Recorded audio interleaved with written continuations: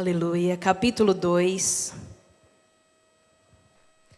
Nós estaremos lendo o verso 9 e 10.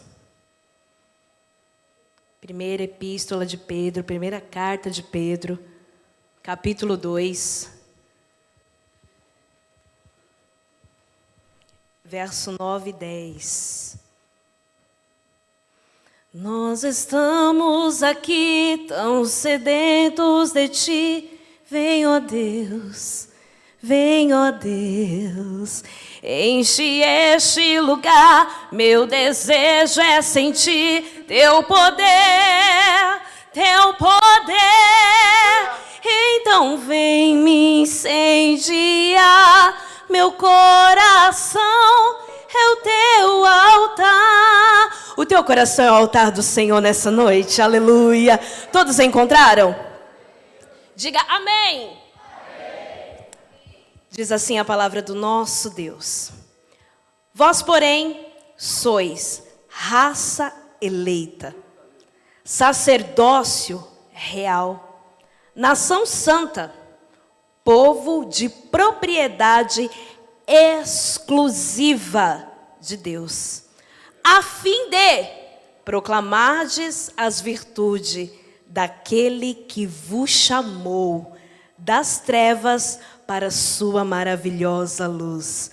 Vós, sim, que antes erais povo, que não era povo, mas agora sois povo de Deus, que não tinha alcançado misericórdia, mas agora alcançaste misericórdia. Permita-me repetir. Vós, porém, sois raça eleita, sacerdócio real, nação santa, povo de propriedade exclusiva de Deus.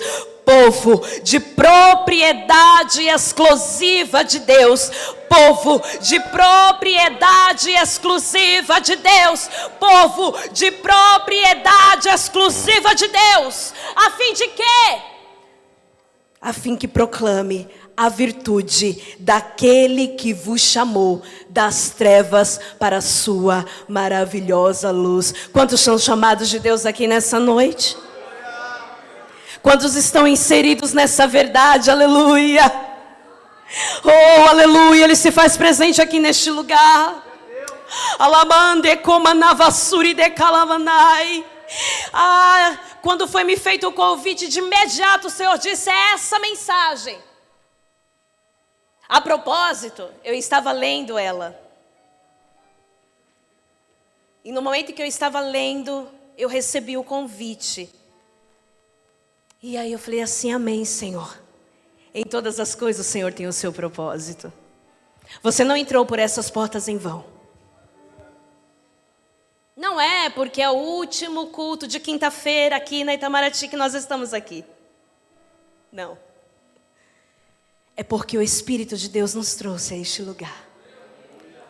E algo Ele tem reservado para a minha vida e para a tua vida. E é tão bom quando nós temos essa certeza que seremos presenteados por Ele. Alá e comanda a raça. Tem presente de Deus aqui para minha vida, para a tua vida. Receba em nome do Senhor Jesus. Talvez o presente que você almeja ainda não chegue hoje, mas que é maior presente do que a presença dEle em nosso meio. E essa presença está te tocando. Essa presença, Alanjo Comandagassúria, toca os teus. Essa presença muda a história. Essa presença traz cura. Essa presença, como já foi ministrada aqui, aleluia, há transformação de vida, há salvação mediante a fé. Pedro é muito conhecido de nós como um homem impetuoso, como um homem, muitos até têm ele como indeciso. Mas eu acredito que a pressão qual ele sofreu quando o nosso Cristo estava ali sendo açoitado. Se o nosso próprio Cristo, que veio, morreu, ressuscitou entre os mortos, Era o próprio Deus encarnado aqui na terra. Sentiu medo. Que dirá Pedro? Ele sentiu medo. Ele disse realmente que não iria trair o nosso Cristo. Mas ele sentiu medo. Ele andou pelas águas, ele teve essa coragem. Mas sentiu medo. Sujeito às mesmas paixões que eu e você. Mas o Senhor muda a história deste homem. Aquilo que estava já dentro dele, que o Senhor já havia colocado, agora floresce. Com uma autoridade tremenda. Em ministrar a palavra do Senhor. Em dizer a respeito do nosso Cristo. A respeito da salvação. Após ali, a descida do Espírito. Naquela festa em Pentecostes. Ele é transformado. Aquilo que estava já dentro dele, agora é aflorado. E não é assim também nas nossas vidas? Percebe você que você era uma pessoa. Depois de Cristo, depois que nós passamos a viver experiências novas, uma novidade de vida com esse Deus, nós passamos a ser diferente. Se não, se ainda não está, ficará. Em nome de Jesus. Nós somos transformados pela palavra. Transformados por essa verdade.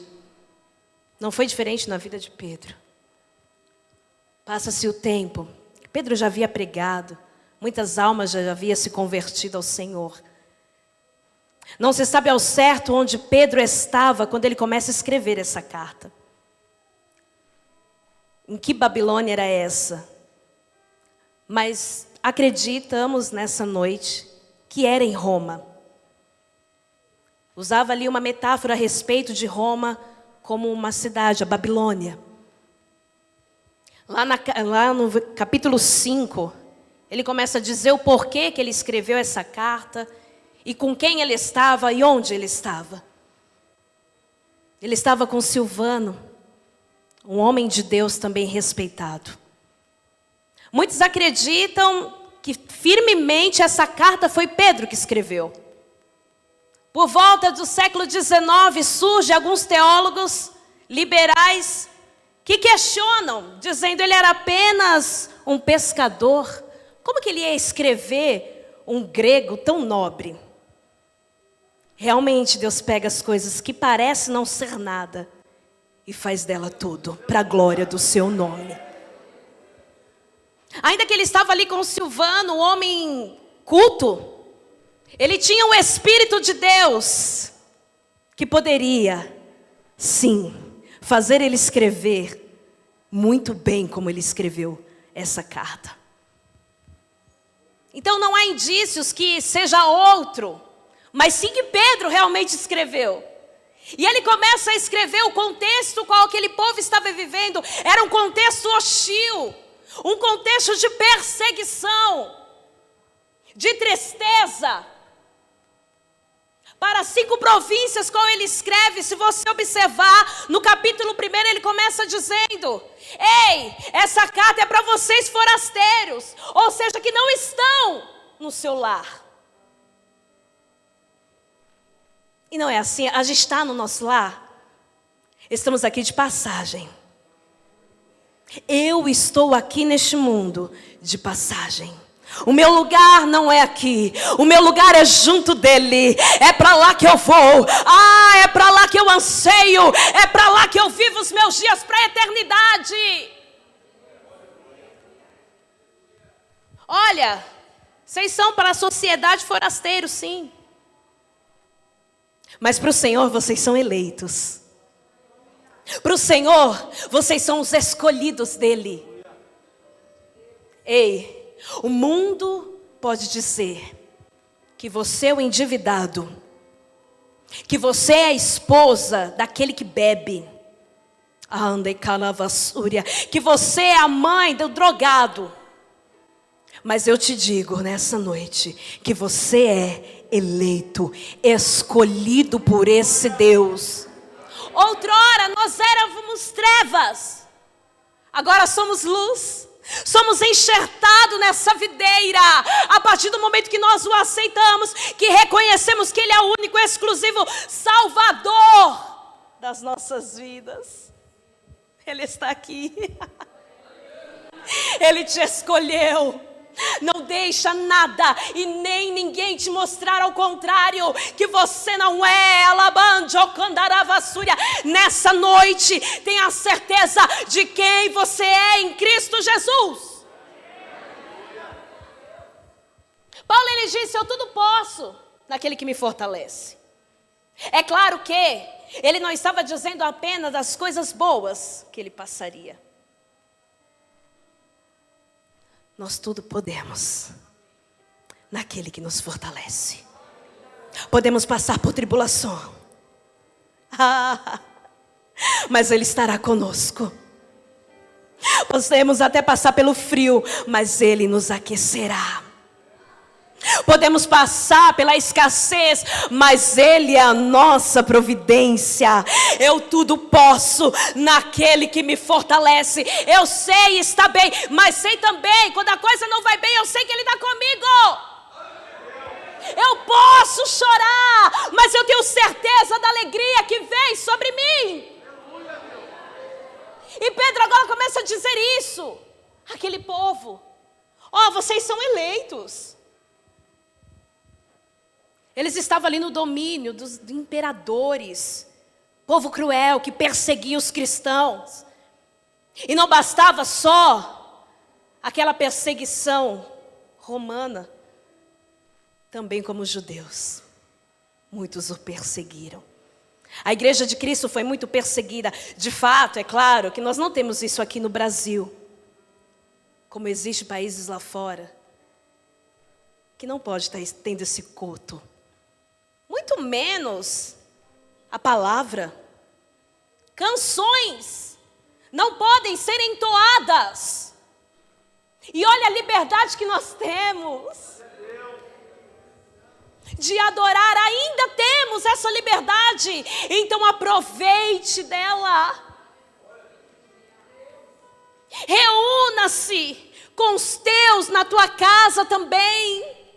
Ore, busque a presença do Senhor, porque você vai ter certeza que ninguém vai bater na sua porta e te carregar, porque você vai estar falando do Evangelho. Não, pelo contrário, a tua casa será uma casa de referência, de adoradores. Use as oportunidades que o Senhor te dá. Andaramandai Assúria. Nós temos o costume, muitos de nós, não todos, quando chega alguém para pedir oração, a irmã, se a pessoa pede assim: irmã, ora por mim, eu preciso que a irmã ora por mim agora. A gente vai lá e ora. Irmã, lembra de mim nas tuas orações, eu estou passando por essa enfermidade. O que podemos fazer no ato, façamos. Se você pode levantar as suas mãos e orar por aquela vida que está enferma, no ato, faça isso. Use o dom, a autoridade que o Senhor te deu. Você tem liberdade para isso no Senhor.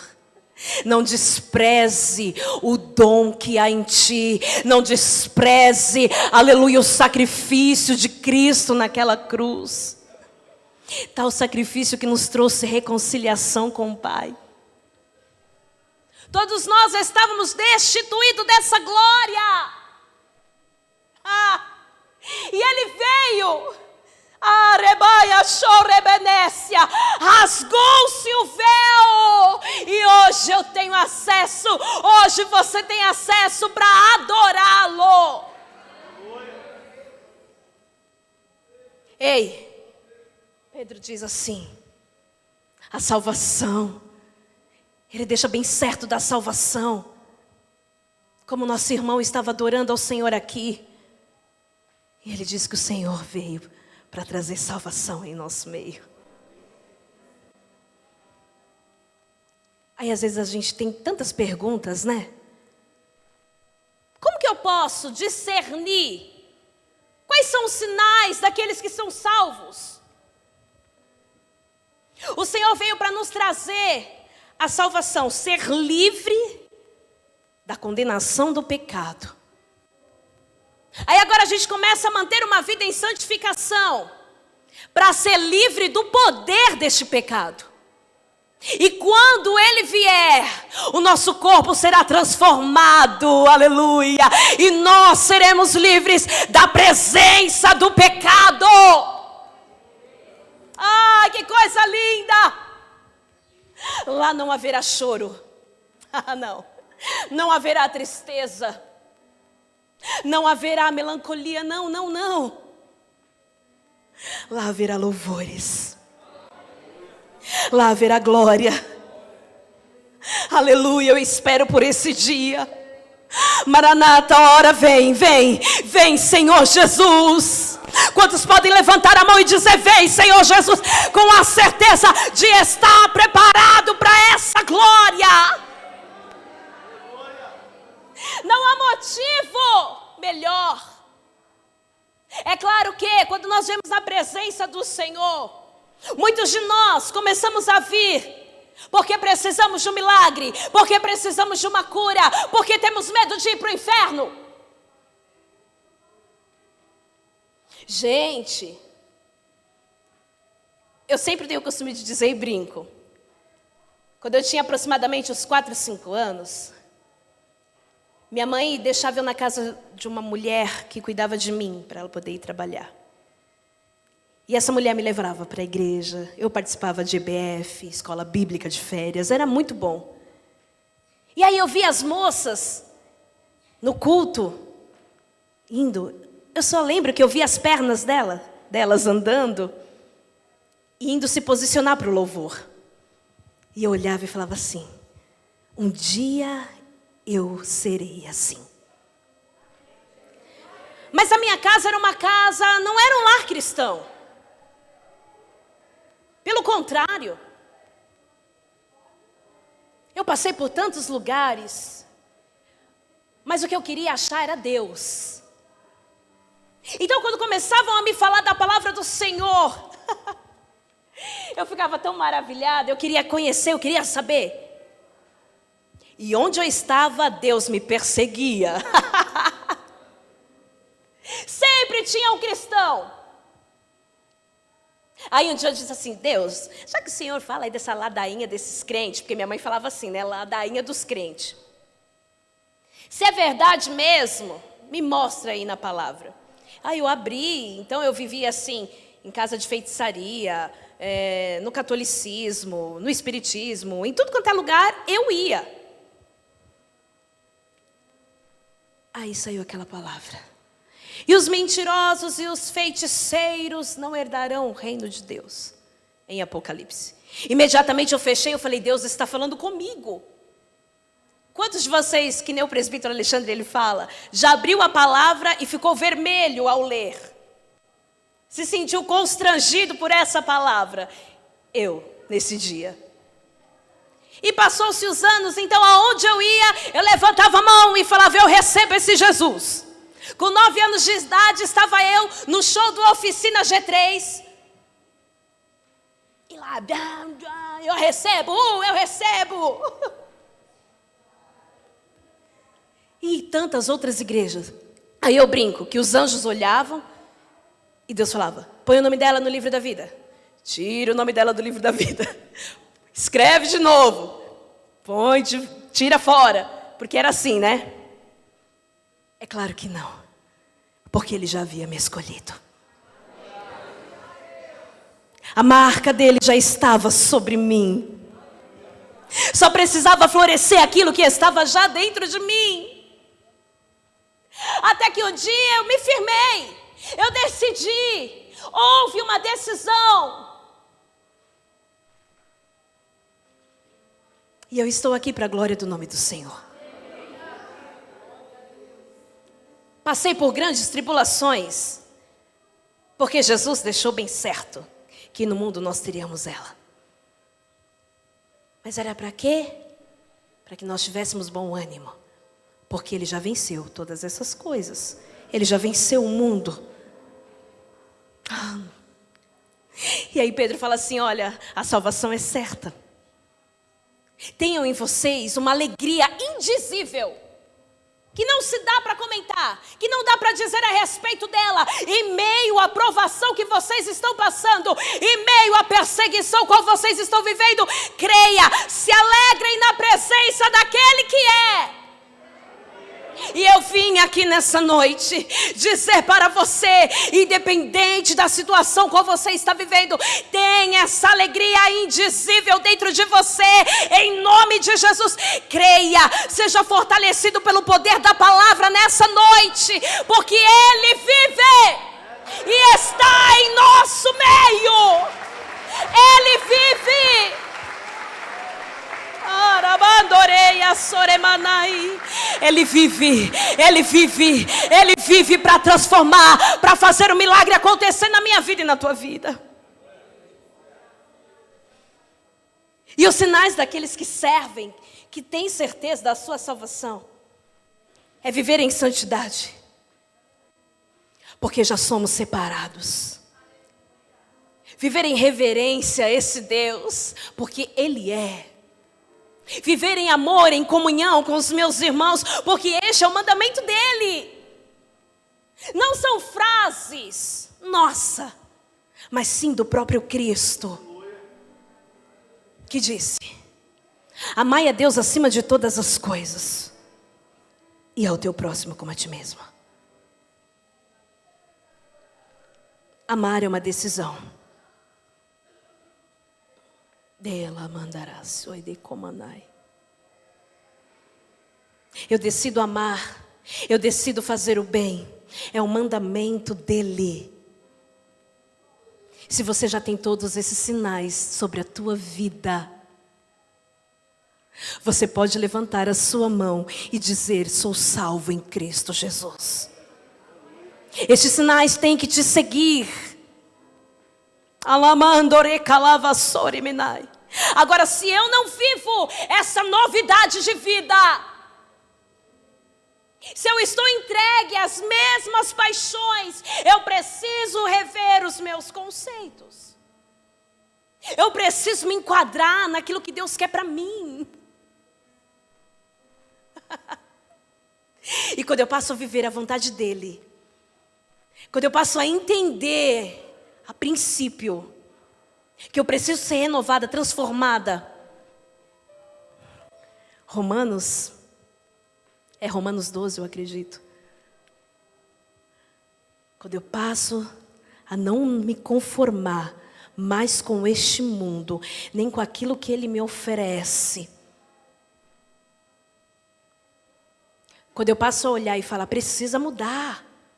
Senhor, olha isso, não condiz com a tua palavra. Eu não estou me conformando com essa situação. Aí eu passo a viver uma transformação na minha mente, que reflete no meu caráter e nas minhas atitudes. Aí sim eu passo a viver a boa, perfeita e agradável vontade de Deus. Você quer viver a boa, perfeita e agradável vontade dele? Sabendo que ela não traz dor, não traz sofrimento.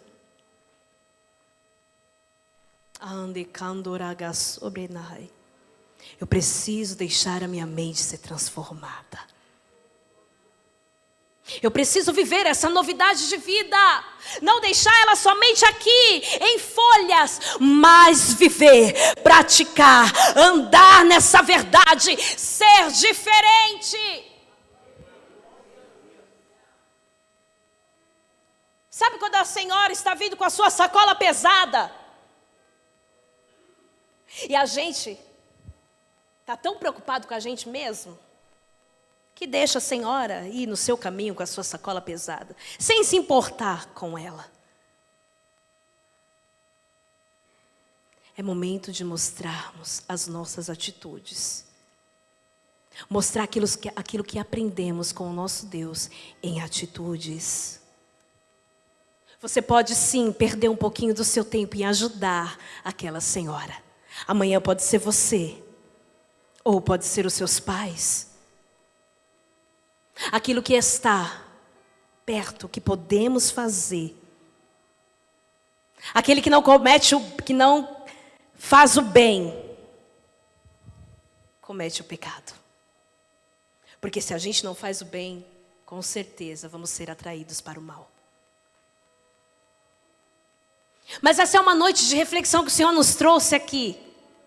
E aí quando nós passamos a viver isso, que Pedro começou a dizer ali, aquele povo que estava disperso em outros lugares, que era cristão, que professava da mesma fé, que estavam passando por tribulação. Olha, é necessário vocês entenderem a salvação, viver a alegria de Cristo, viver em santidade, comer, desejar desse leite. Se nós lermos o capítulo 1 e o capítulo 2, capítulo 2, nós vamos entender profundamente. Olha, é necessário que vocês tenham o desejo. Sabe quando o bebê quer o leite materno? É esse desejo que vocês têm que ter pela palavra. A palavra, nós temos que desejar ela, assim como nós desejamos o alimento diário. Nós temos que estar firmado nessa palavra. Nós temos ali vários fundamentos para ser um cristão. A palavra, a leitura dela diária, a meditação, os ensinos. Temos ali os sacramentos, que é o batismo, a ceia do Senhor. Os exercícios espirituais, que é a oração, que é nós levantarmos as mãos ao Senhor, adorarmos a Ele em louvores, em cânticos espirituais. Tudo isso está aqui para você comer desse banquete, viver dele. Nós, como igreja, precisamos ter esse anseio por essa palavra. Anseio de estar aqui na escola bíblica, anseio de aprender dele, anseio de viver, de entender quem é que nós servimos. Porque eu posso dizer para você, tenha fé, meu irmão, mas eu vou ter fé no quê, irmã Janaína? Vem cá que eu vou te apresentar Deus. Eu só falo de quem eu conheço, não é verdade? Eu só posso ter propriedade de falar de alguém que eu conheço. Então a igreja de Cristo precisa dessa propriedade, conhecer esse Cristo para poder falar dele. Ele estava dizendo, olha, é necessário que vocês busquem a palavra, que vocês anseiem por ela, assim como a criança anseia pelo leite materno.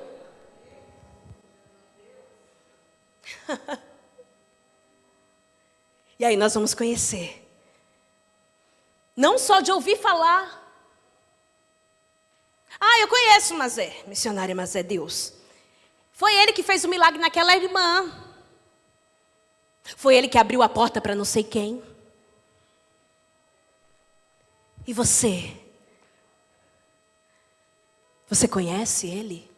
De andar com ele? Como dizem em Oséias, seguimos e prossigamos em conhecê-lo. Em conhecê-lo na graça e no conhecimento dele. Nós temos que almejar conhecê-lo. Não só as suas mãos, mas a sua face, o seu caráter. Eu preciso dele, igreja. E à medida que nós vamos conhecendo, nós vamos nos aprofundando. E podemos dizer assim como Moisés disse, não. Eu não quero só anjos comigo. Se a tua presença não for comigo, eu não saio daqui.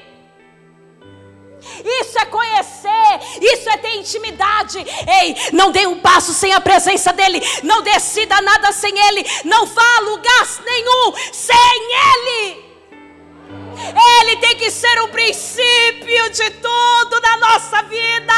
Ele é o melhor, ele é o maravilhoso, ele é o grande eu sou, ele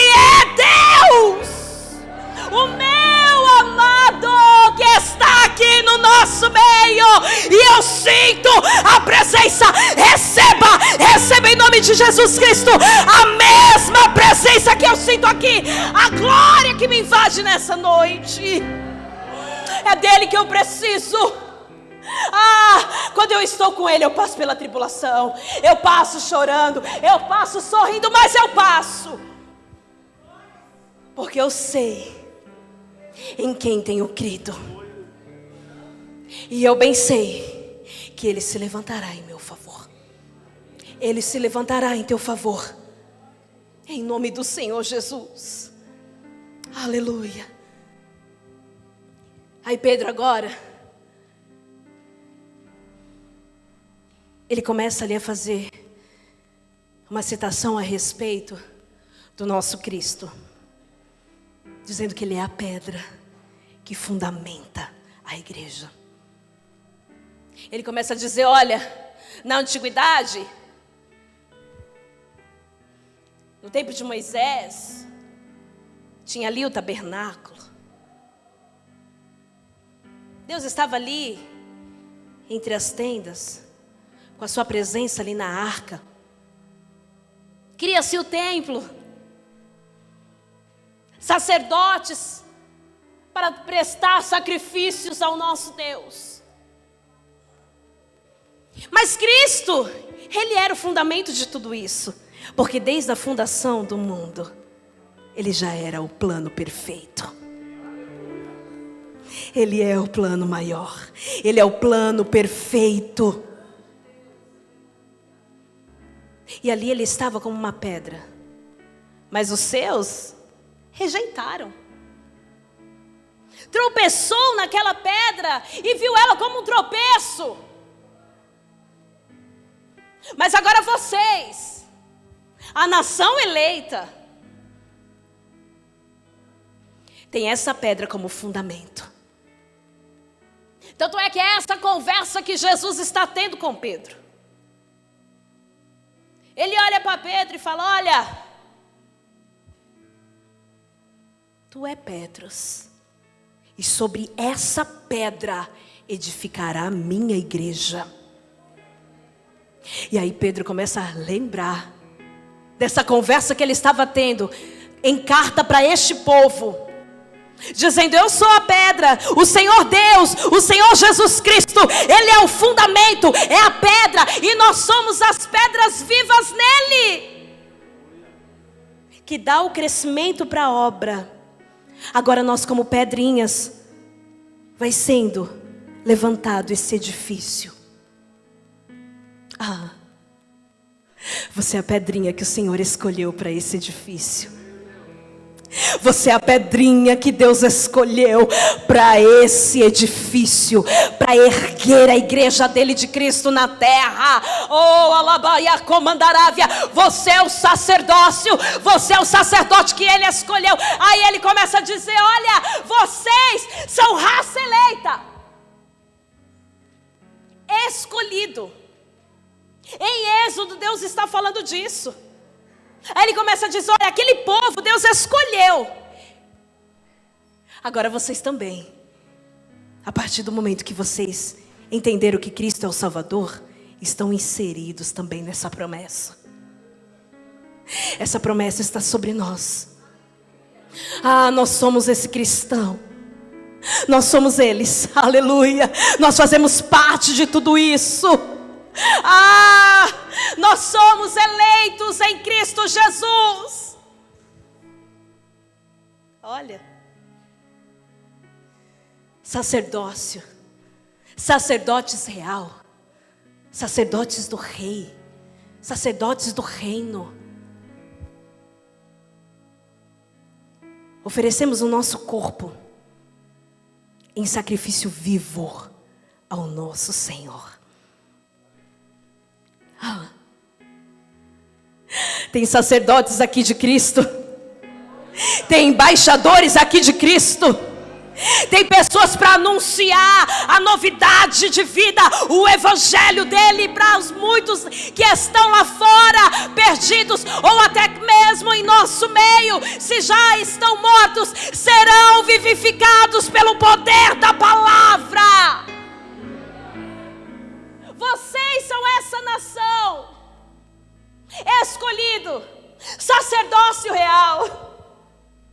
Aleluias. Nação santa, separada. Irmã, esse assunto de ser santo. Sede santos, santo, porque eu sou santo. Jesus, ele estava aqui, sujeito às mesmas paixões que eu e você, em nada ele pecou. Nós temos que procurar a santidade. Sermos essa nação santa, essa nação separada, que não se corrompe, que não corrompe a sua fé, que não deixa a apostasia entrar. Deus está te dando hoje esse revestimento. Entenda isso nessa noite. Você veio a este lugar porque você é escolhido, porque você é nação eleita, nação santa, separado mesmo. Tem coisas que você vai fazer e vão dizer assim: nossa, que brega. Deixa eu pensar. Para outros, o que você for fazer, vão te ter como menino. Deixa eu pensar. O importante é você agradar a Ele, ainda que te tenham como menino. Deixa o sacerdote Eli para lá. Seja Samuel na presença dele. Aleluia! Aleluia!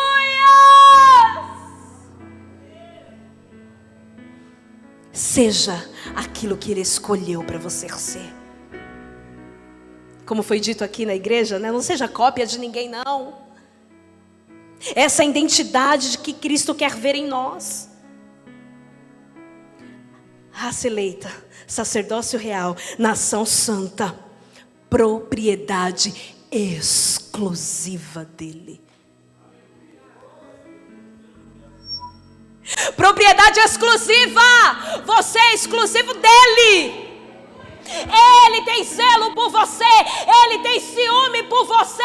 Ele cuida de você. Não vai cuidar dos seus, pelo amor de Deus. Entenda isso nessa noite, que Deus é perfeito.